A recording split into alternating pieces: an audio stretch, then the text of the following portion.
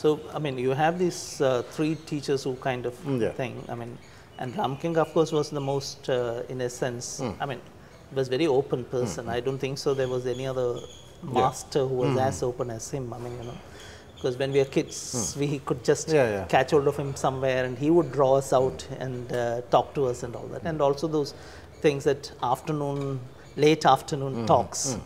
Like everybody would leave the campus and Shadbarda would be there, Ramking would be there when he visited.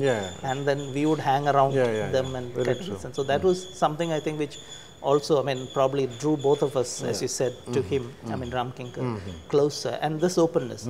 And you probably began to kind of, I mean, you know, move towards an admiration and a study of his sculpture at around that time. I mean, maybe third year, fourth year, I think that was the time you started getting closer.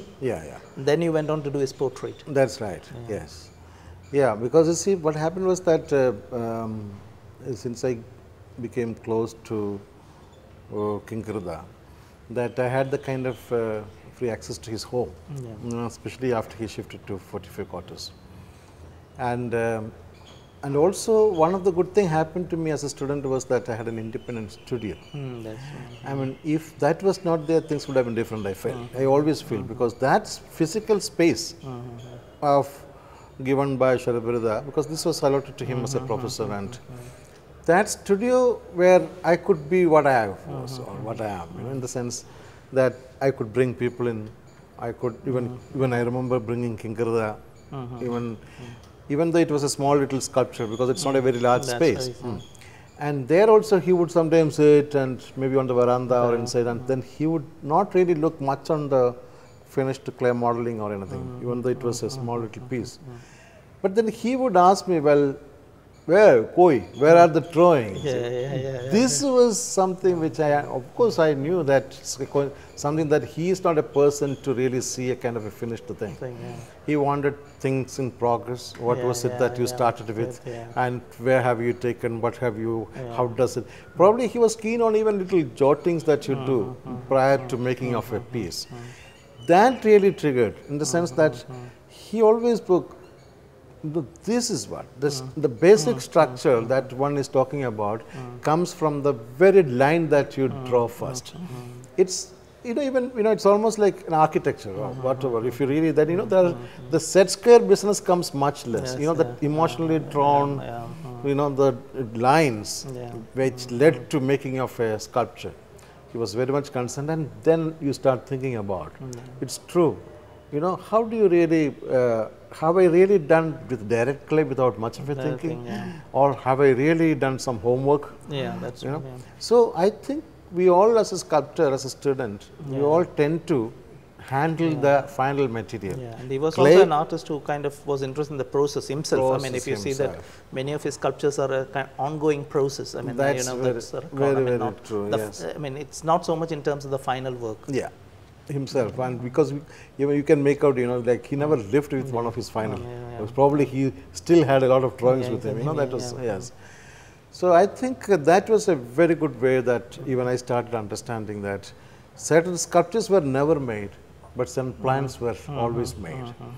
I mean, and also, you know, that early sculptures were more like certain forms, and those human forms, when you say about, because these human forms were not really, you know, it was it was sort of reduced to some few structures, which was never with a kind of a complete human form.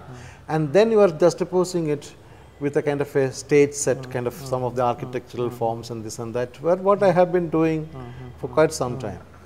And these multiple forms, and then meant for something in a monumental. I think this more doing something for my monumental scale, even though we were unable to do, or for whatever reasons in terms of our own problems of, you know, not having the materials or whatever. But you always planned for a larger sculpture with many drawings and the juxtaposing with photograph. Those days there was no Photoshop. So you really cut them, take the independent photograph and place them, and then, you know, seeing it against. So this sort of exercises was very, very useful as a student, you know.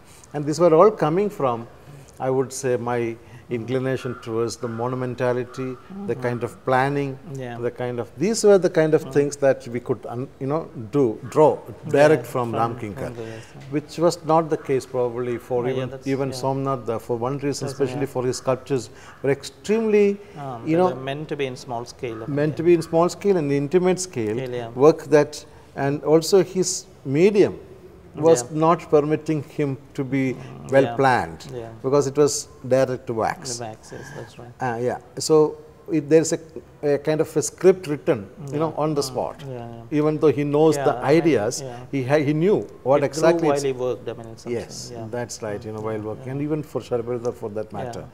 So I think this, the building of a structure, in not only for the sculpture, but for a way of thinking, that structure was building. I mean, both Sharbirda and Somnath, they were people who worked on a smaller scale, and their imagination worked better in that scale.